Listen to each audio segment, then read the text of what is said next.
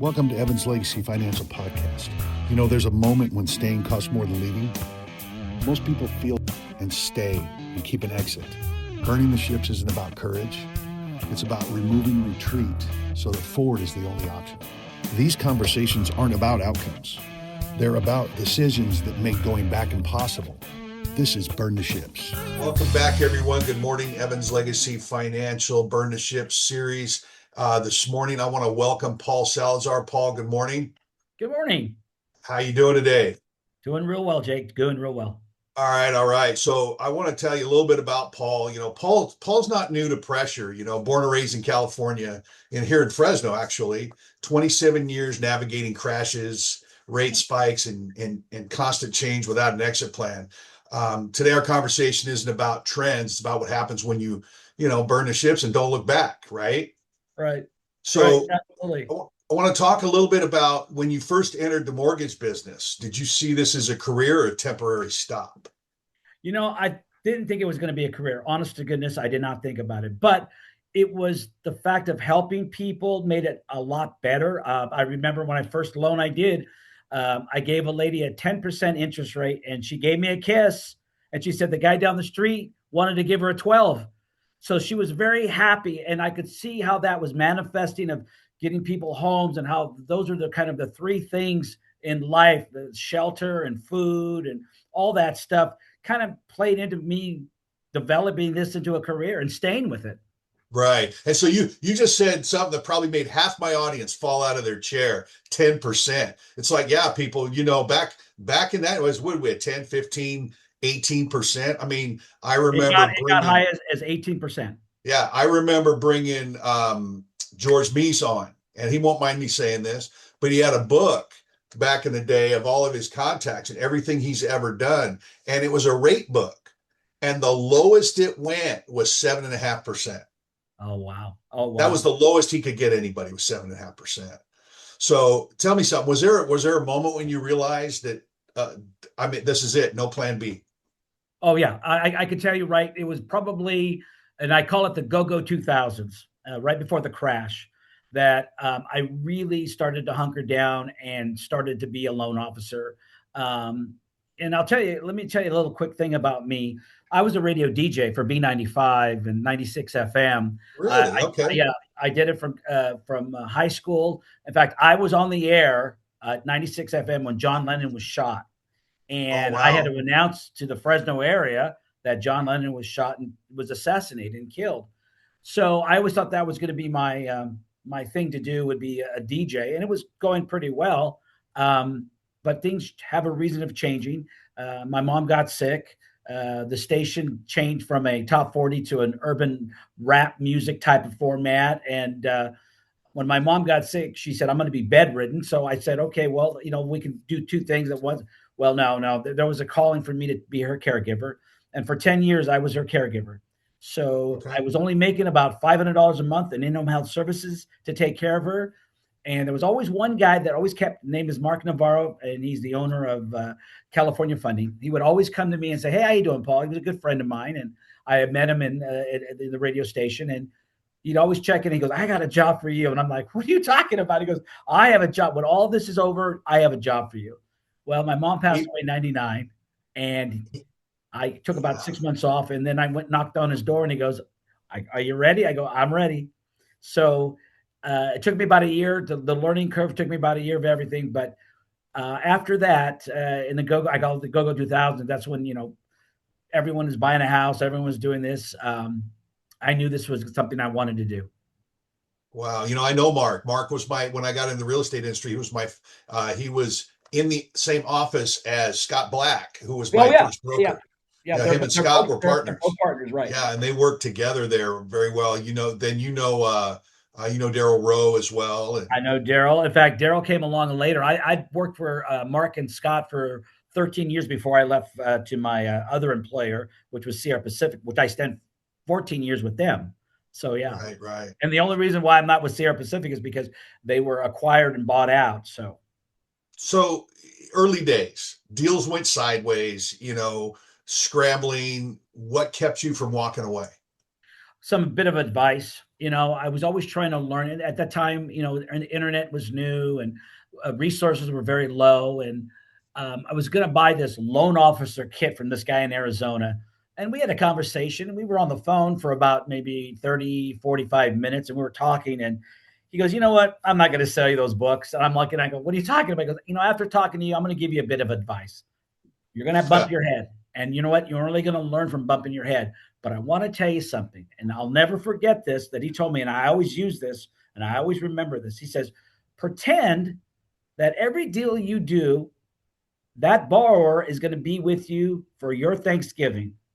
Now, how would you like to have that borrower, looking at you, cussing at you as he's eating his turkey? Or do you want a borrower that's going to say, hey, Paul, great job. This is a great meal. Thank you for the loan. Blah. So I always thought about that. Like, I want to do my best for my clients. I always want to do that.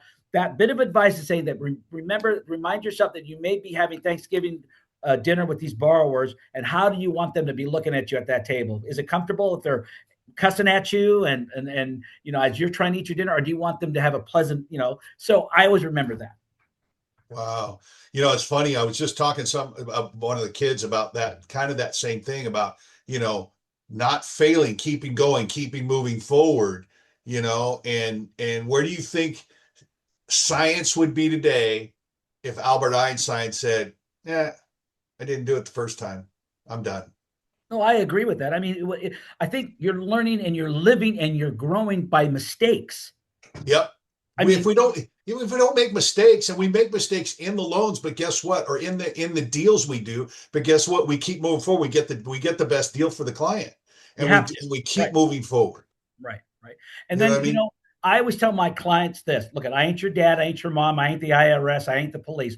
You need to tell me everything so I can put everything on the table and minimize any chances that we're going to crash.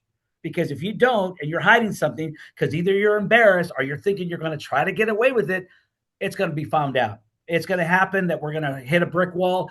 And because you didn't tell me this information, then I could have zagged when I should have zigged, all this stuff. Right. So, you're right. And in the financial industry, once, I'm in the financial market now too, is I just want my clients and my people know, and even people that you've got listening, is when we ask you these questions, we you know what, we're going to go on to the next one, and we're not going to keep it in our head and like, ooh, he only makes this much. Whatever. That doesn't matter. What matters is full disclosure. If we have everything, it's like building a car without spark plugs. Yeah. Right. Right. Yeah. So, it doesn't work. Yeah. So we're going to talk about market shifts a little bit. So you lived through multiple market cycles, and when the industry gets loud and fear driven, right? How do you stay steady when that gets loud? Well, I think most of the reasonable buyers, and these are not the ones that jump out of the fire, from the frying pan into the fire. Reasonable buyers will understand and listen to advice and get more than one advice, or talk to more people. But when the market starts to get hot and heavy or crazy, that's when you tell everybody, let's calm down, let's just wait, or let's do this. Or for that matter, if you see a market happening, I always tell my clients, let's get prepared. Let's get your tax returns in. Let's get this in. Let's do all this stuff right now, so then we're ready to leap. In the olden days, these people would go out looking at houses, and these realtors at the time didn't know any better, and they're showing them houses. Well, then it would never qualify. Realtors have got smart. Buyers have got more sophisticated. You got to get pre-qualified before you can make any hit into the market. So when I tell my clients, let's just step back a little bit. Let's not get caught up in the frenzy of what's going on, because you might make a mistake. I mean, and as a perfect example, when you were able to get a loan and I never gave these loans out, but when you were able to give these loans that were, and I call them liar loans, where you could state your income, you're working at McDonald's saying that you're making $6,000 a month because it's stated income. Well, right there, those are the things that I was trying to tell borrowers, let's just wait, let's hold off. But everybody was frenzied because everybody was getting approved. Their cousin was getting approved. Their next door neighbor was getting approved. And then, well, why won't I get approved? So these people left. And I'll tell you a great story. I had one lady when they sat in my office, her husband and this gal, they just sitting there. And I told them, no, let's not do this. The payment's going to be a little bit more money, but it's going to be better for you because it's going to be a fixed rate. Well, no, they didn't listen to me. Well, 2 years later, they lost their house, right? They came back in. the wife said, "Go ahead, tell him what you want. Tell Paul what you're going to say." "I'm sorry, Paul. I should have listened to you." And we figured out how we have to get them back on the trail to get a home, because they needed to get back on the board because they had a foreclosure. But yeah, it's one of those things that I just want to I caution my borrowers. Being in the business so long, trends are trends, but you've got to stay neutral. You got to stay calm and even keel. Right, right. I have a similar story about getting pre-qualified first. As my mom, she was out looking because she was getting ready to either move here or sell her house because she was on a reverse mortgage. She had some equity left. She wanted to buy, pay cash for something, and own it, and have something long term. So she was looking at a condo, and the realtor there told her, "Hey, let's put an offer in. Let's put an offer in right now. Not even looking at anything else." And I told her, "Okay, mom, pump the brakes."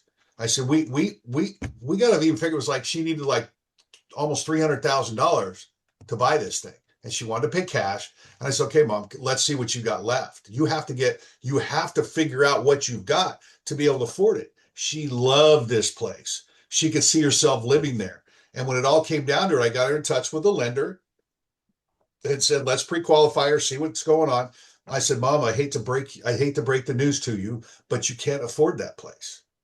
And the realtor, I'm sorry, but a realtor should never get the client pumped up, never get it, because you're going to break their heart. And not only are you going to break their heart, but you're going to lose a client, and you're going to lose them forever. Yeah, yeah. You know what I mean? And So I find as we're moving this industry, as the years I've been, I see that there's nobody doing their due diligence. I see that these realtors are more app takers, or a form taker. They're not a realtor where they know some things about an appraisal, they know some things about escrow, they know some things about the lending industry. I mean, when I first got my license, I got a license from the Department of Real Estate, that I could go in those fields with this license. I could be an appraiser, I could be an escrow officer, I could be a loan officer. I could, be all these things because I had to learn about these things. And I just find out that, some of these realtors nowadays are not, they're taking the easy route. They're salespeople. I get that, but they're not understanding that, to think on behalf of the borrower or the client, to know that this might be a pitfall for them, or this might be that. So. right, right. So you've been around for a while, and you're sticking with it, and you've got some longevity. I Does tell that everybody, Jake, I'm only pushing paper. I mean, I'm not out there digging a ditch. So as long as God wants me on this planet, I'm going to be doing this. Right. So does that longevity come from experience, or does it come from refusing to panic and retreat? I think a little bit of both. It Okay. has to be. Yeah. I see that if you're brand new to this industry and there's a lot of or pressure, and the agents are calling and the clients are calling, and some people, this is not for them. It really isn't, So, but it's a little bit of both. I mean, I just think that I know when we're at DEFCON 5 versus DEFCON 1. Because I've lived it. I'm like, guys, it's okay. There's no pressure here, but everyone's running around with their hair on fire. So I think that experience, you and I have been around for a while in business or whatever, but experience gives us the strength to go ahead and refuse to panic, oh yeah, to hold on. yeah. You know what I'm saying? Yeah. Jake, people are coming to us for answers. I mean, why would I want to talk to somebody that's, like I said, the hair's on fire? Or why would I want to talk to somebody that is so, unsure, or not, I just, those kind of people don't make me feel comfortable. Right, right. So don't panic, take a breath. And I tell people this all the time is, I've got people close to me, and they're very high anxiety and very, okay, just stop, take a breath, and we're going to breathe for a couple minutes. Then we're going to make a decision, because we can't make a decision. And especially homeowners or buying a car, doing in my financial services business, you're rolling over, hundreds of thousands of dollars. You can't make a decision if you're in panic mode. I'm going to lose this. Okay, you're not going to lose. So I'll give you a prime example. Years ago, I blew my knee out at work, and I was on work disability, right? And I had rent to pay, I had car payment to pay, I had all this stuff to pay, and Friday afternoon, when I went out to check my mailbox, I got a thing that said, "Hey, we're cutting you off." And immediately I went to panic mode. I was young. Immediately I went to panic mode and said, "Oh my God, I'm gonna lose my house. I'm gonna lose my car. I'm gonna lose everything. I'm gonna lose everything. What am I gonna do?" And somebody told me, they looked me in the eye, I go, "What day is it?" I said, "Friday." I said, "What time?" "It's about 4 p.m. I said, "Where is this company located?" "They're on the East Coast." "So it's 7 p.m. They're at home eating dinner. Do you think they give a crap about what's going on here? Or do you think they can do anything about it?" I go, "No." So you're gonna enjoy your weekend, Yeah. because have you lost anything yet? Right? Because it doesn't do any good to panic. Have you lost anything yet? No, I haven't lost anything yet. So get up extra early Monday morning, give them a call, and fix it. See what you got to do to fix it. It turns out I forgot to cross a T or dot an I. I don't remember. That was almost 30 years ago.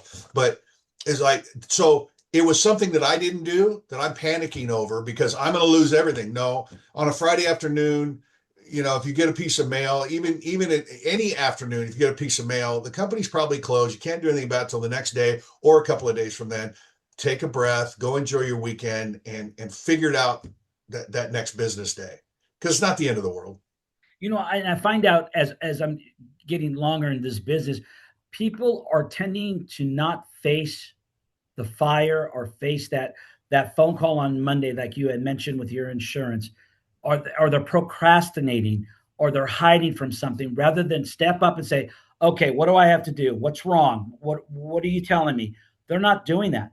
And by the time they come to my office, and by the way, this is one of the services I offer. I don't advertise it, but after my clients leave, I go, "If you have anything in the mail, if you do a phone call, anything you get and you don't understand it, come back to me." So I have a lot of Right. clients that refer back to me, and they come back to me and they ask me questions.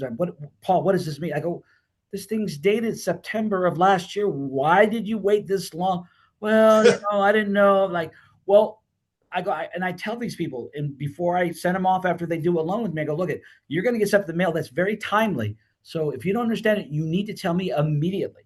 So to help them out. But I just see that there's an anxiety lately, or not lately, but in the last maybe 5, 6 years, or people don't want to face bad news, or Right. potential bad news.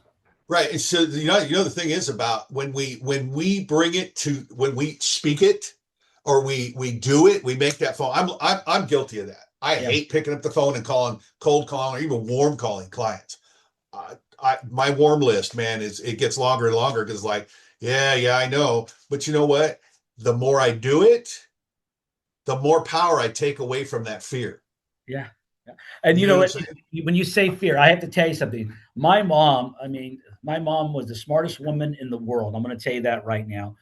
My mom was in a bed, and people would come to her and ask advice of things. And I couldn't believe my mom was just a housewife. And I don't want to downgrade her, but my mom was nothing, like in downtown City Hall or anything like that. But people would come to her for advice, right? And my mom, this is the one I'll always remember. My mom always said, "The devil never wants to see anybody happy. He just wants to keep everybody in that corner with fear. Oh, I can't afford that.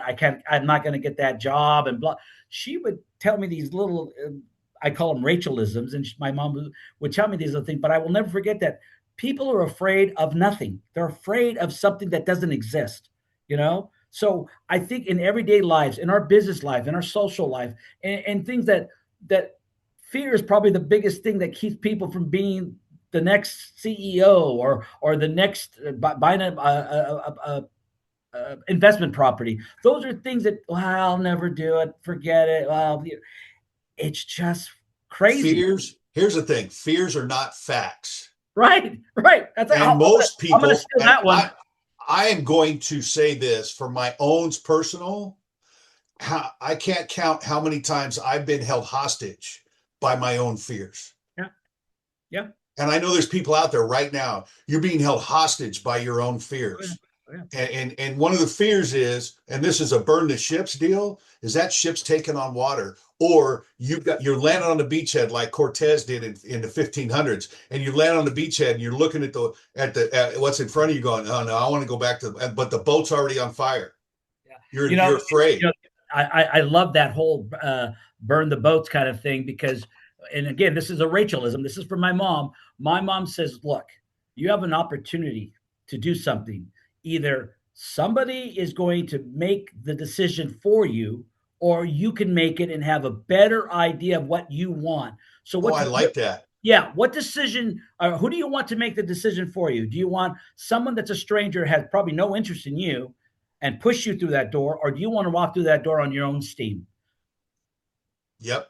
That goes in line with burn the boats. Look, it's taking on water. What are you going to do? You're gonna do something for yourself, or you're gonna let somebody make a decision like, we can only take 4 people on the boat, and guess what? You're the 5th one. Bye. Right. Yeah. Right. Yeah. So I'm gonna back up a little bit, because you did talk about availability and your follow up, and how you made yourself available, and accessible to your clients and the agents, right? Now, is that a strategy, or is that a decision to stay present when things got hard? To be honest with you, I don't like to come back to 15 messages or 12 emails or whatever. So and my wife calls it the speech. So when I talk to a new client or a new realtor, I say, look, I'm available 24/7, but I go to bed at 10 o'clock at night. So you will not get a phone call if it's at 10 o'clock at night. I work 7 days a week. I don't care if it's Father's Day, Mother's Day, Christmas. If you need to talk to me, then call me. Now, people will tend to say, well, no. I go, I'm serious, because I'm not a 13-year-old little girl, and I don't know how to text. Because when you have a real estate question, and I have answers, I want to give you 5 different answers, because there are 5 different unique answers depending on your situation. So we will have a conversation. And I'll tell you an example, Jake. It was Thanksgiving about 8 years ago. Phone call rings, and we're all having dinner, and it's a client. And I say, hey, how you doing? Happy Thanksgiving. She said, Paul, I am so sorry. I go, I told you to call me. What's going on? What do you need? What do you want? She says, Paul, my uncle, we're talking about a house. My uncle's here. He wants to give me my down payment. What do I need to do? I said, this is very simple. Put your uncle on the phone.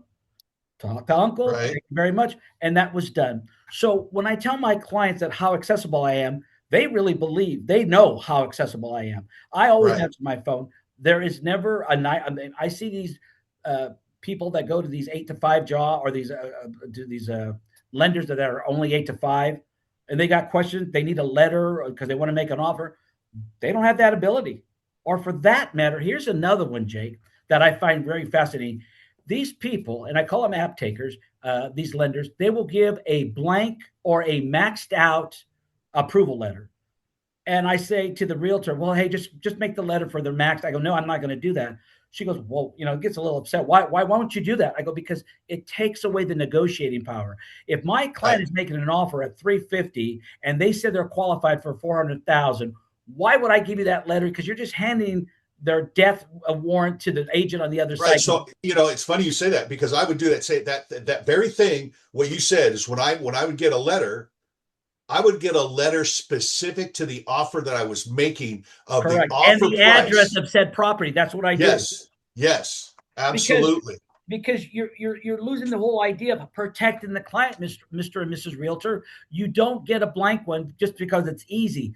That's why, like, if you need one, I can have one loaded on my phone in 5 minutes. That's how fast I can give you a letter for that particular offer. But again, realtors are not thinking about the client so much. More so, they're thinking about, let's just get it in, and let my transaction coordinator handle it. And by the way, I am not,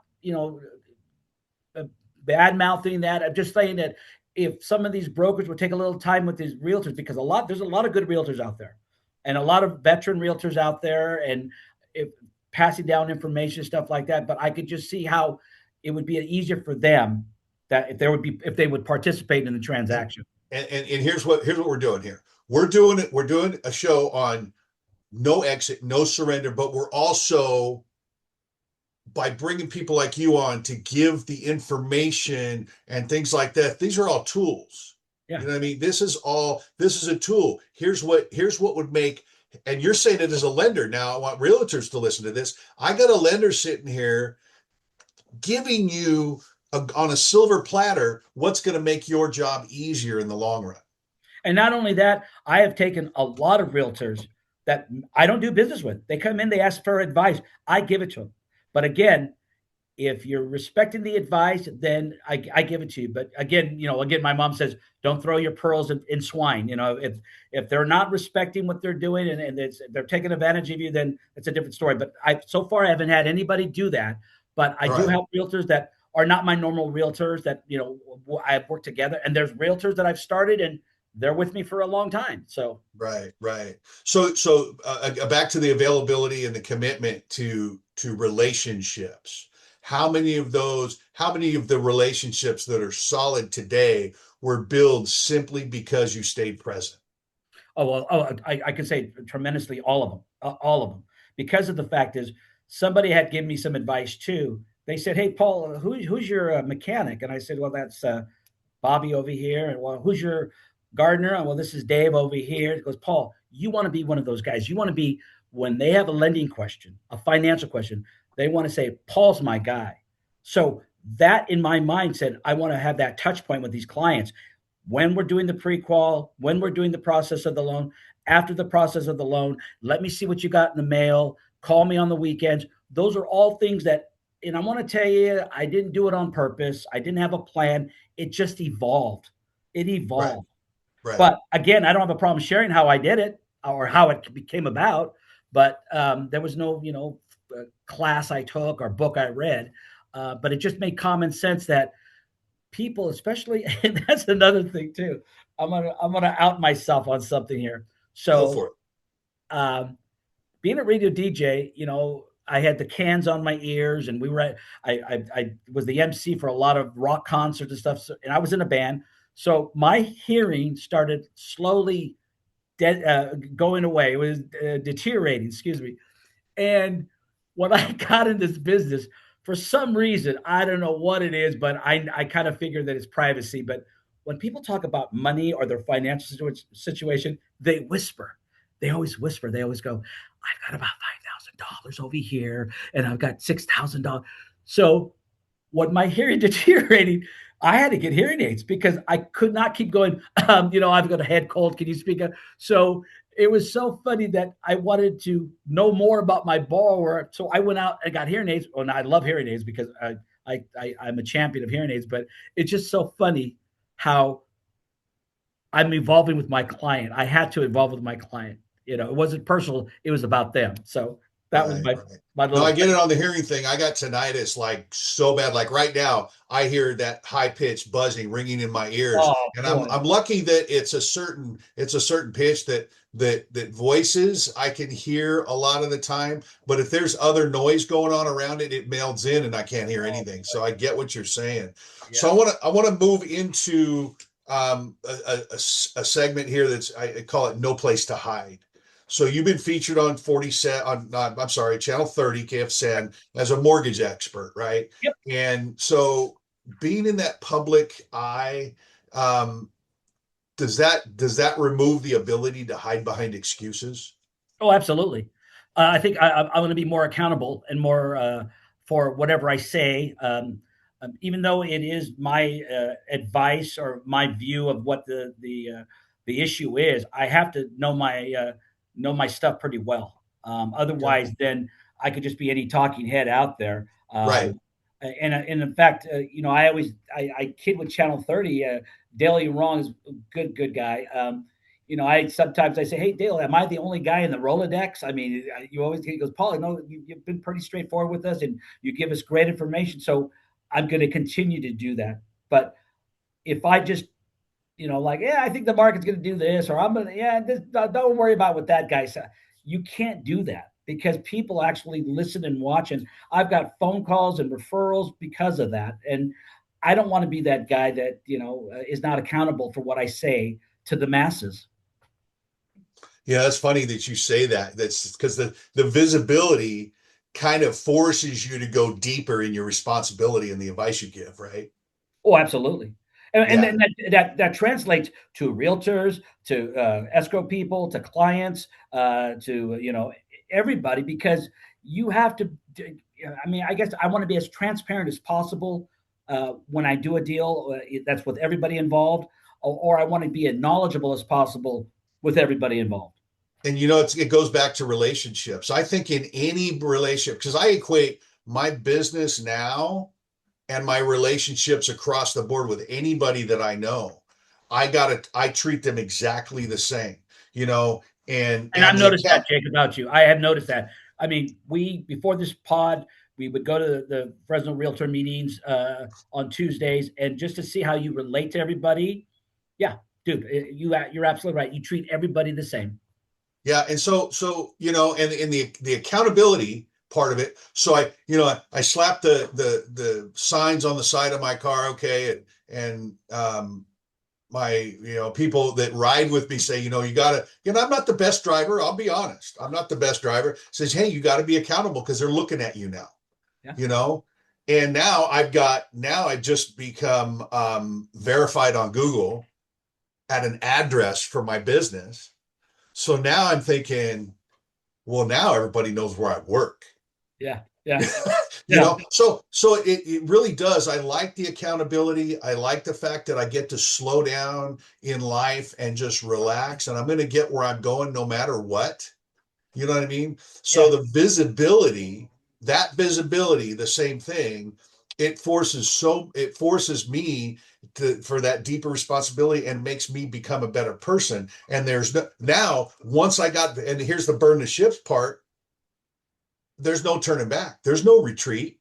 I can't start being an idiot again and just treating everybody like crap because I'm accountable, you know. Besides, that's not who I am.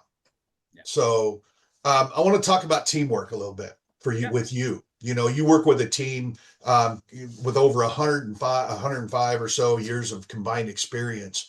How does the right team eliminate shortcuts? Well, here's the deal. When you have the right team, everybody is rooting for you as though they have a participation in that client or that file. And that's one thing about it. There's no selfishness in our office, and there's no, my door's closed because I don't like this guy. I mean, the vibe around here is we're all pulling together. I mean, or we're sharing knowledge, which is even better because then the next guy that comes along, he has that information. That's a great thing about the software. We share a lot of things. Hey, by the way, we say, hey, do you know about this? No, I didn't hear about it. Well, guess what? I'm going to send you an email or a flyer or whatever. So it's also it's a kind of a collaborative thing, but also an individual thing. I always, because I'm a big baseball fan, as I don't know if you can see behind Oh, me. I see that. And you've been in my office. I'm not sure all the listeners and the people that are actually going to watch the video are going to like that, but that's all right. I always tell when Dodger fans come to my office, I always tell them, hey, don't worry. I've got a special Dodger interest rate for you. Come on in. Come on in. So you talked about collaboration and making it easier to stay committed. And, yeah. and it really does. So here in my office now, I've got a new office and I've got such a powerful team that I sit here and I listen to some of the knowledge that I don't have coming through the wall. I sit with guys, we collaborate on stuff. We've got a new real estate and mortgage division that we're helping guys like you and realtors. And it's really, and so to me, I just talked to a kid this morning, says, man, I'm just, I've been offered that job, but I'm not sure I'm going to take it. I don't know, you're going to take it, dude, because the pressure is hitting you right now, but you're still a badass. I told him, I says, don't let that one thing. I says, you got people rallying around you to keep you going. And that's what teamwork does is when they see one person, not only does it affect the pocketbook, okay, I get it. It affects everybody around here, but the morale, when one guy's down, the rest of them hold them up. That's what teamwork's all about. And we're not all going to be down on the same day. That's the beauty of it. Exactly. You know what I mean? So as a direct lender working with Fannie Mae, Freddie Mac, you have a lot of options. How does access to those resources help clients move forward without second guessing? Well, because the situation, when I get a scenario from a client, I have so many tools in my toolbox, if you want to use that analogy, that I can help them with anything. I mean, we do lot loans, we do commercial loans, we do dirt to perm loans. I mean, there is something for everybody. And, you get these, some people that are a little vanilla, they can't broker out. And then I would always say, look, when you go to McDonald's, all you're going to get is a Big Mac. But when you come to us, we're like a food court. You can get whatever you need or whatever you want.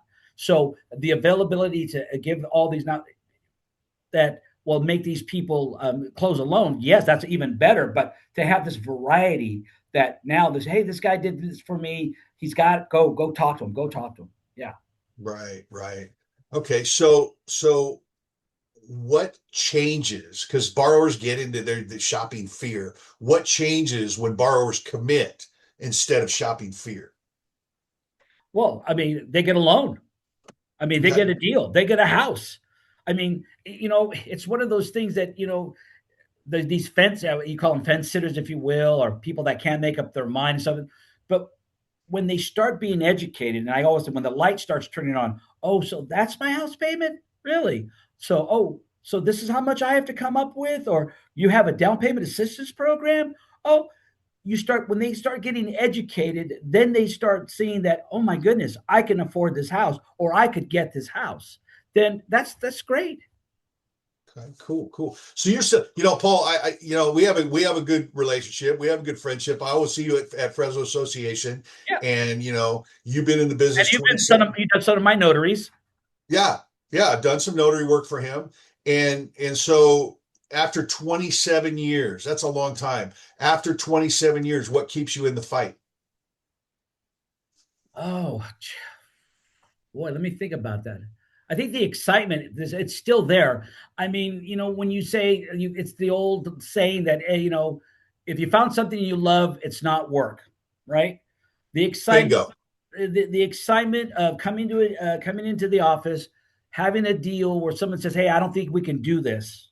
Someone said, yeah, a couple people turned it down. Well, then I look at it like, we can do this. I love solving problems. I love the fact that, Exactly. people tend to give up on things too early, and those are the things I love, and that's why it keeps me going. Everything else is a byproduct. Great Yep. friendships, great Exactly. relationships, great people you meet. All that stuff is just byproduct of being in something you love doing. You meet new clients. I mean, geez, I'm doing clients of the clients I did way back when. Now I'm doing their kids, right? And I'm doing Yep. their friends. I just love them. Yep. Exactly. It's like when I was in the mechanic business. It's a dirty job. It's, I don't bump. but what's that? You said it's a dirty job, but of course it's Right, greasy. right. No, it's a dirty job, but I loved it. I grew up at 5 years old, helping my grandfather as a diesel mechanic, and I became passionate. I guess I was born with it, and I loved doing it. And the fact that I got paid for it when someone handed me that cash or that check, whatever it was, that was a bonus. My reward, my payment for it was watching their eyes light up when they turned that key and they started, or when they stepped on the brake the first time, or whatever it was that I did, and they're going, it's fixed. I still have a vehicle. I go to work tomorrow. You know what I mean? That's what makes it all worth it. So you're right. If you love what you do, getting paid for it is a bonus. And this is what I came up with lately. If you're going to work for the money, you're in the wrong business. Yeah. Bottom line.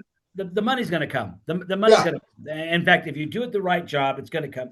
And Mark had, when I first started. Now, mind you, I was on $500 a month, and I'm getting into an industry that I didn't know anything about. I'm trying to survive, paying this, paying that. And Mark, and I told him my fears. Mark goes, you're going to be making so much money in this business that you're going to run out of things to buy. I go, I'll bet you $20, right? Yeah. And they go, and by the way, I'm like, yeah, $500 a month. Yeah, oh, sure, right, Mark, you're absolutely. Oh, I'm going to run out of things to buy, like food and gas for my car. It was so funny. But I'm going to tell you something. So 2 years later, I went to his office and I threw $20 down. I go, you got it. You're right. That money came, and it's just one of those things that I enjoy what I do. I enjoy helping people. I love, like you said, the expression, but most of all, I'm giving a necessity to somebody. They're home. I tell somebody, you don't know. And I tell them, I go, look, when you're in your underwear, having a bologna sandwich at midnight in that house that you just we got for you, we did the loan for, you're going to enjoy that bologna sandwich like you've never had a bologna sandwich before. And I get phone calls to this day. Hey, that bologna sandwich was really good, Paul. You're absolutely right. So that makes me happy. Yeah, you know something you said is you're gonna run out of things to buy. Correct? That's true, but I'm gonna flip the script on that. When we do something that's a service, because every single job that you can think of, it could be a service job. You're in service to another human being, your community or whatever. And when you're doing that, you're not running out of things to buy. You're running out of the desire to buy things because it's been replaced by the desire of helping people. I like that. I like It, that. it's true. Yep. It's true. I mean, I used to chase money and it landed me in a lot of trouble. Yeah. But now that as soon as I stopped chasing money and realized the paycheck was going to come no matter what I did, yeah. I don't have to worry about anything. Yeah. Yeah. You know, I don't get paid to do the podcast. I don't get paid to do a lot of stuff that I do. But you know what? For some reason, somehow the work comes and the pay's there. I'm going to tell you, you're a natural for this. I'm very impressed. Very impressed. Thank you. I appreciate that. That's too nice. But yeah, thank you. So, question for you: what ships are still being burned at this stage of your career? Boy. What do you feel like you're holding on to that's holding you back in 2026 that might take you down if you don't burn it? Well, that's kind of hard. You know, you kind of figure at this time of the stage of the game for me, I think I've done all my burning that I need to do. Okay.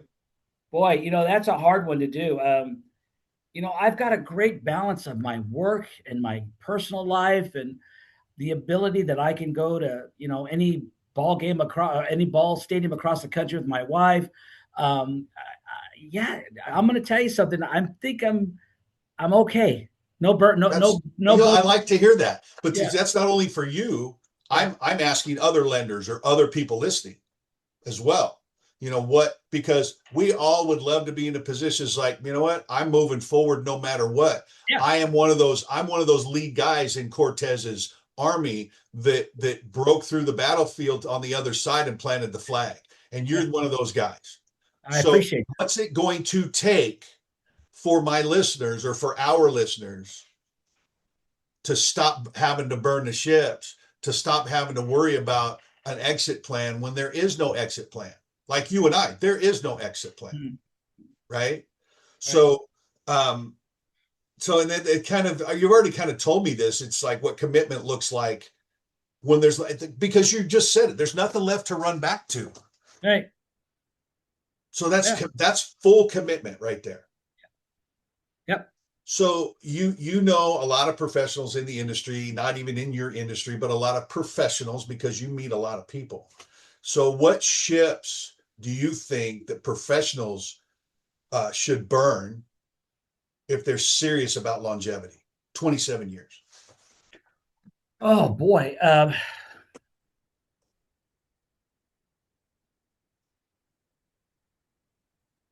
Wow, that's a good one.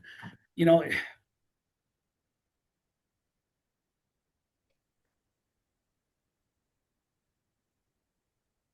it's more a personal focus than you know the fear.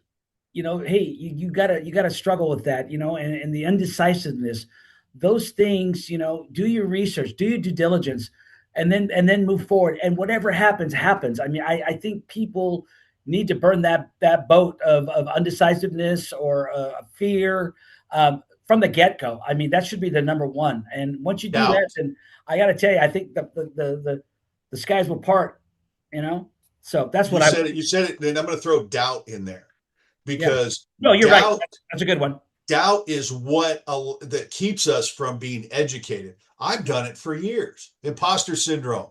I still have a little bit of that left, but doubt breeds fear. And we already said fears aren't facts.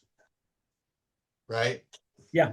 So if someone keeps one foot out the door, you think they can ever really win? If they have that one, like I'll give you an example. So I've got my mechanic just last year, mechanic business, notary business, real estate business. I think I was doing weddings. I mean, I had like 3 or 4 things, and then I started this business of financial services, And I still kept that foot in the mechanic business. I'm going, I make good money at that, so I can go do that. So remember, I was chasing the money there. Yep. So could I ever really win? And January 1st this year, as a matter of fact, it was December last year when I sold my last property. I made that decision to take both feet and put it into, because the notary and the financial services kind of go hand in hand, because I have to notarize clients and people and stuff like that. But when I did that, everything changed. Everything changed. Yeah. Yeah. So I would agree with that. It's just that you can't be living on two. What's the term? You can't be serving two masters, right? You can't, because number one, you're gonna be running on ice. You're never gonna be able to go forward. Okay, but no, you're absolutely correct. So one of the sayings that some of my group says is like, if you put one forward in the future and keep one foot in the past, you're going to end up on your ass in the present. I like that one. Okay, that's true. No, because you're not balanced. See, there's the balance thing too. Right. Absolutely. So, Paul, man, this has been amazing. I love our comment. We can sit here and talk for hours, but I'm gonna keep. I told you 30 to 45 minutes. We're 45 minutes in. Man, thank you so much. You're welcome, brother. No problem. To give it, I want you to give a little plug, what you do, who you're with, that kind of thing, how they can reach you. Well, I'm with American Pacific Mortgage. We're right here off of Palm and Shaw, where our offices are right next to Honey Baked Ham. I'm accessible to anybody that wants to give me a call before 10 o'clock at night. My number is, and I don't know if you set up something, but my phone number is 559-360-2763. If you want to talk about something or a problem you have, feel free to call me. I'll be more than happy to help you out as much as I can with everything I got. That's what I do. I do both barrels. I'll let you know whatever I have, and if I don't have an answer, I might find somebody else that might. So. Right. Thank you, Paul, very much. And again, evanslegacyfinancial.com/podcast. If you want to pass this forward, there is a lot of financial information in that website, evanslegacyfinancial.com as well. If you need to get a hold of Paul, you can feel free to reach out to me as well on that website. There's a contact form at the bottom. Paul, thank you again, man. This has been amazing. Anytime, Jake. Thanks for tuning into the Evans Legacy Financial Podcast. If you got value from today's episode, share it with someone who needs to hear it. Don't forget to subscribe and follow us for more real conversations that move the needle in life and business. Until next time, keep building, keep growing, and never stop chasing what matters.